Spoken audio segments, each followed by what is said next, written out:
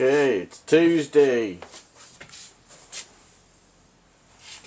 Just came in from outside. It's in the 20 something degree Fahrenheit right now. Yeah. That front window there is steamed up. Guess I'm generating a lot of heat. Anyway, the thing is that we'll talk a little bit about, you bundle up, right? So you bundle up. Let's say you bundle up in your favorite coat, parka, or anorak, and your favorite layers and stuff. Of course, you always have to keep in mind you have to have a bit of, wiggle room to do stuff, right? So, usually undo this bottom one when I'm going to sit down, get in the truck or something. Right, so, a lot of people think only of the torso, or they may not even think of the torso at all. They may only think of, oh, that's a warm coat. I'll be okay, But what we have to remember is that it's not the coat that makes us warm. It's our body that's warm, and then that feels a bit better there. Get some of this heat out. It's really hot, but I wasn't wearing this out there. I just I had the hat on, and I had this thrown over my shoulders. But the thing is that a lot of people, they only think of a coat when they're going to go outside. They don't think of, this is why we have accessories, okay? But we have to go even further back than our coat and our hat and our gloves and scarves and all that stuff, right? We got to go further back. We got to go further back. We got to go back inside the house before we ever even put a coat on and go outside. We have to get our furnace up and running, okay? We got, some people have an oil furnace, some people have a gas furnace, some people have a wood fire furnace, okay? In this case, we have a hot chocolate or a coffee furnace, right? Give the kid a nice couple of cups of hot chocolate and get them all warmed up inside, get them all toasty. Get the furnace going, right? Or give yourself a nice big mug of hot coffee, and then get dressed and then go outside, because what that does is it tells our core, hey, we're getting ready to go outside. We need to start getting things moving, get the metabolism running to where we're going to stay hotter, right? The temperature is, we're turning the thermostat up, okay, up. The thermostat is going up, and we need to start the heating process. Let's heat that blood, get it to the extremities, right? So when we go outside in basic cold weather, we want to go ahead and just get a couple of cups of coffee or cocoa in us, and then we want to dress in layers. Everybody knows about layers by now. It's only been around for thousands of years. So we're not just going to throw one woolly mammoth layer, fur on. We're going to put several layers on. So in my case, what I have on is I have a 400 gram 100% wool long underwear top, Okay, that's my first layer under here. And then I have this medium weight wool rich sweater, okay, aka jumper for all my English pals over there. So this is a medium weight, and I don't have it too tight. The thing is a lot of people think, oh, I'm going to put on a sweater and I'm going to look smart. You know, I want to look a certain way. Well, you know, if you're in the military or you're going to a dinner party or whatever, you may want to look that way. You may want to look smart. You may want to look, you know, dot your I's and cross your T's looking, right? But when you're going outside to keep warm, you want that to be a bit loose, that mid layer, that knit layer. Now my base layer is a fairly form-fitting, but not real form-fitting, you know, 100% wool long underwear top.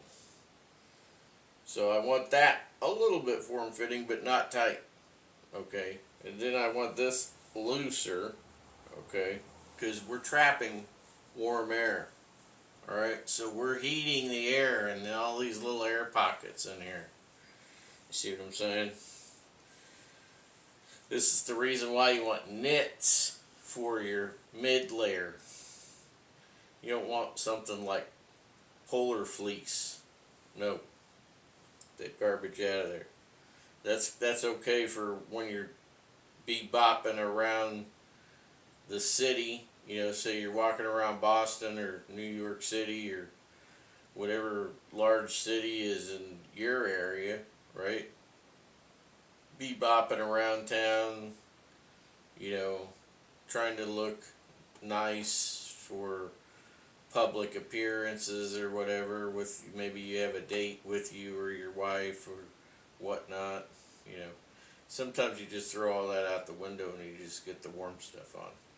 But anyway, the whole thing is to have all of these. There's like probably a million tiny air pockets just in this mid-weight sweater. All right, jumper. There's probably a million tiny air pockets. So the idea is to keep the heat in. So make sure you button it all the way up. Right? Button it all the way up. And then put your coat on, your outer layer. Put that on. And like I've told people before, I like to pull my mid-weight sweater. I like to, because it's a little bit, you know, I like things a little bit large. So I like to pull the extra out here, and then I can, if I need to wear gloves, I can pull that cuff inside of my glove, right, as I put my hands in my gloves, okay. Now, with this coat, what I love about having this coat over any other coat is that it's got these slash openings in it, which they close automatically on their own when you take your hands out. So, because when you're standing up straight, they just naturally want to close up. And the wind doesn't blow them open or anything. There is a button there, but that's just extra wear and tear. You know, I don't even button a button on this unless I'm either not going to use it, or I've got something I'm going to secure in it. Like right now, these two top flat buttoned pockets are buttoned because I never use them. The lower ones, I leave them unbuttoned because sometimes I'll stick a glove in there, sometimes I'll stick, you know, something in there. I don't put my car keys in there because car keys are known to wear holes and stuff, you know. I'd rather have my 90-year-old wool coat with no holes in it, you know, so I'll just stick the car keys in something that I can easily replace, like these trouser pockets, right? So Just like right now, there they are. Um, but yeah, the heat starts in the core, the inside of the trunk of your body. That's where the heat starts. So the heat gets transferred around the body through your arteries, and then through the veins, and then the capillaries, okay? And that this is how you keep your extremities warm.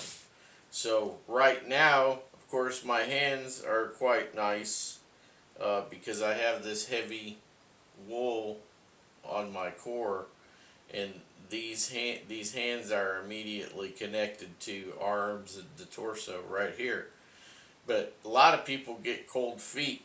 And the reason why they get cold feet is they have very little protection on their legs. They might be wearing a pair of jeans or some other kind of trousers that are not insulating at all. Well, that's the problem. So the reason why you have cold feet is not because your insulation on in your boots is no good. That's not the reason why you have cold feet.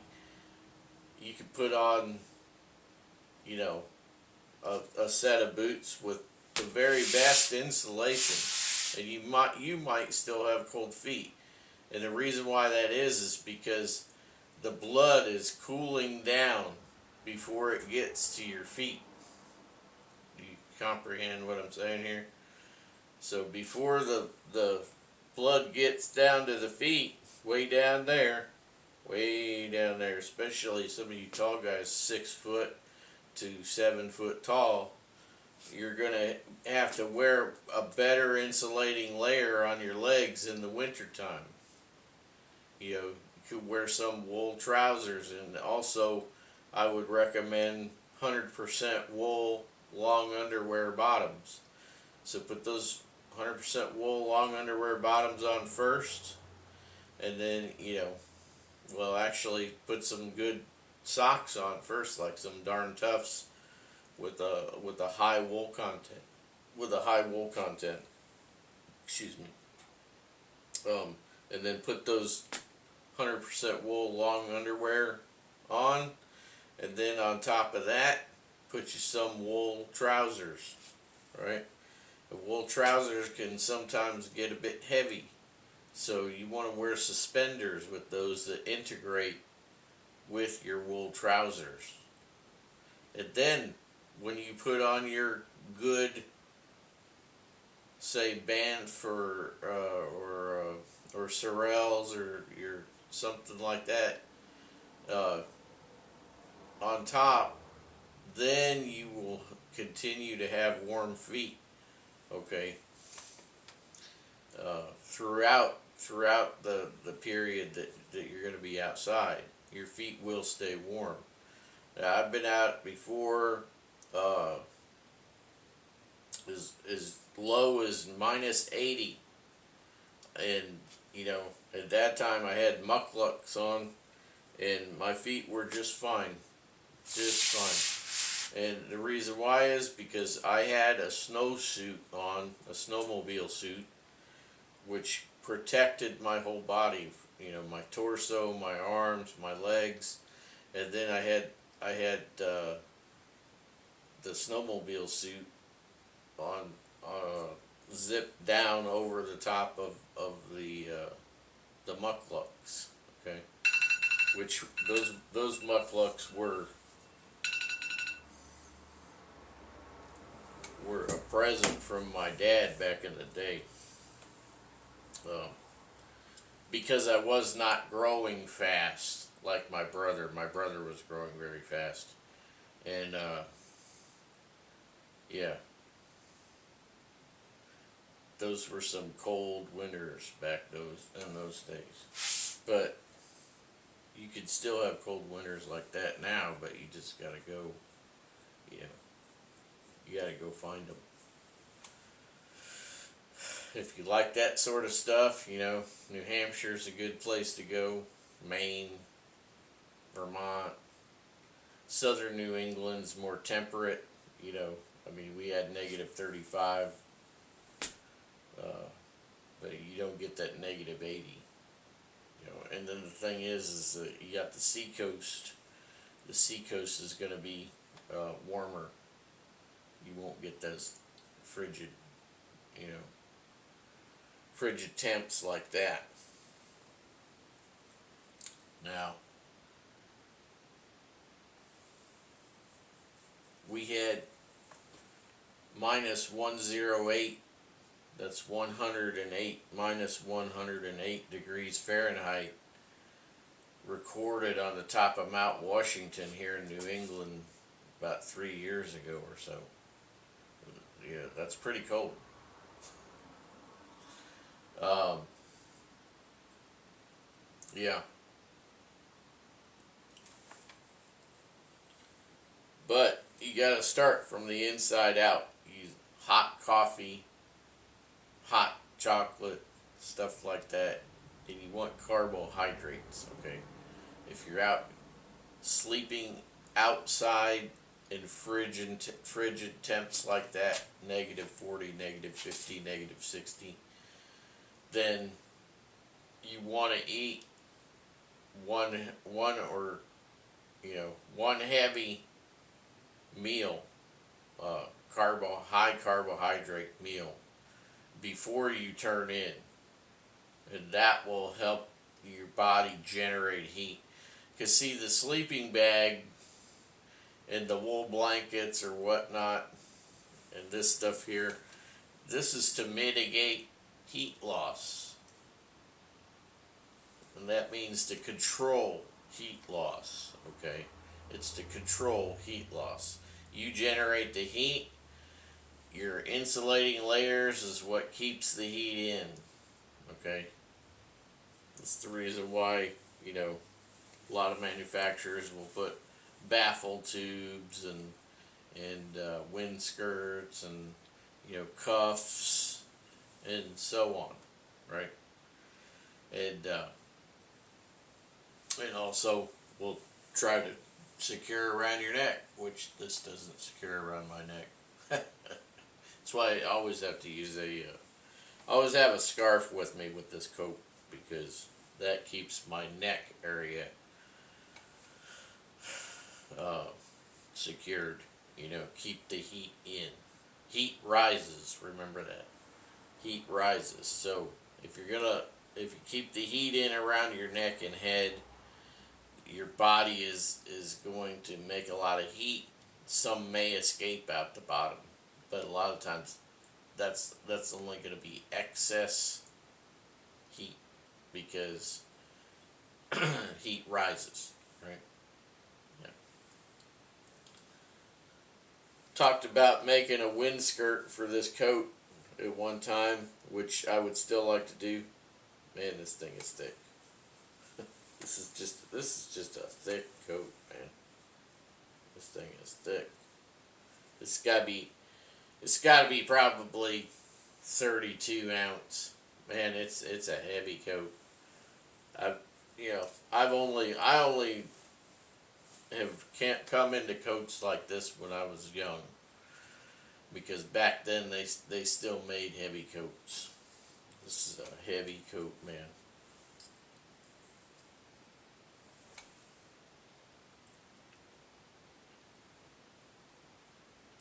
I got this hat here. I'm just going to quickly go over this. Now, this is a Scottish hat, or Scottish. It's Harris Tweed. See, it's got the Harris Tweed logo in there, right? Only products that are made with real Harris Tweed from the Hebrides in Scotland, right? Only products that are made with that material can bear this logo, right? It's a special logo. It's patented, and it's controlled. It's a controlled logo. You can't just buy it. It has to be issued. So anyway, this hat, okay, this flat cap is really nice. It's 100% wool on, and then the inside is something else, probably rayon. but the inside has Thinsulate and some type of a fur here. I don't know if this is real fur or fake fur, but it's probably fake, you know. They do a lot of things like this with fake fur these days. But it still serves the purpose, you know what I mean? So it's really a good hat. And one thing I like about these hats is with these these flap caps with the earmuffs built in that you can fold down or fold up, is that you fold them down and then you put your scarf on and you're good. You know, you could go hunting or trapping or what have you, keep the sun out of the eyes and stay warm. If it gets really crazy, you can, you know, go ahead and undo these buttons. A good flat cap should have buttons here, okay? And then this will allow it to expand a little bit in the top, okay? And what that does is when it's brutally cold, you can let that go, okay? And that will heat up in there, okay?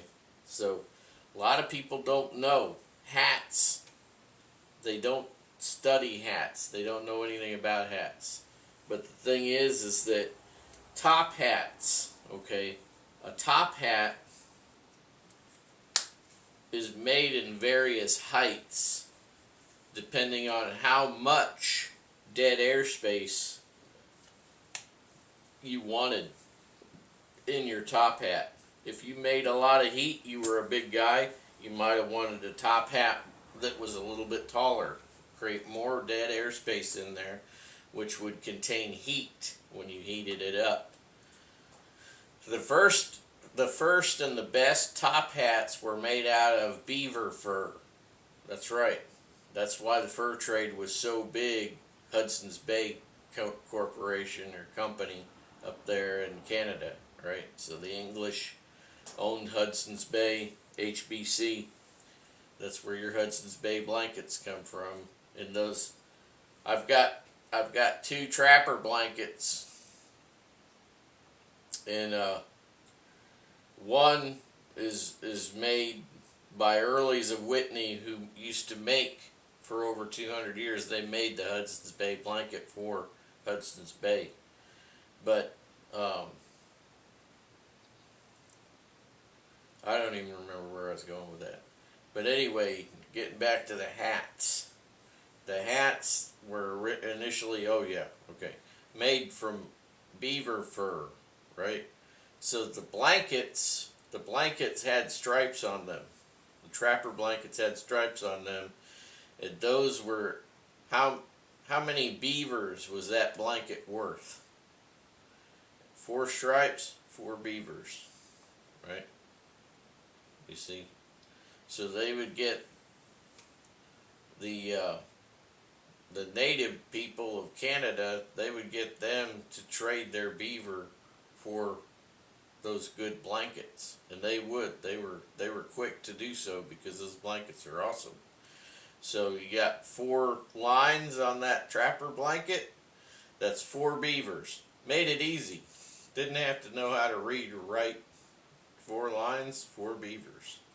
Okay. Now, silk. Everybody thinks that silk top hats are supposed to be the creme de la creme, but no, it was beaver. Silk was cheaper, so they started making silk top hats, and then now you can buy them in any other kind of material that you want. Silk was better than the newer stuff that they've got now, but better than silk was beaver. That's right. So they did beaver first. Beaver was first, and it was the warmest and the best. So, and then came silk. It's more mass produced. And then after that, everything else. Alright guys, I'm out of time. Hope you enjoyed it, and I'll see you later.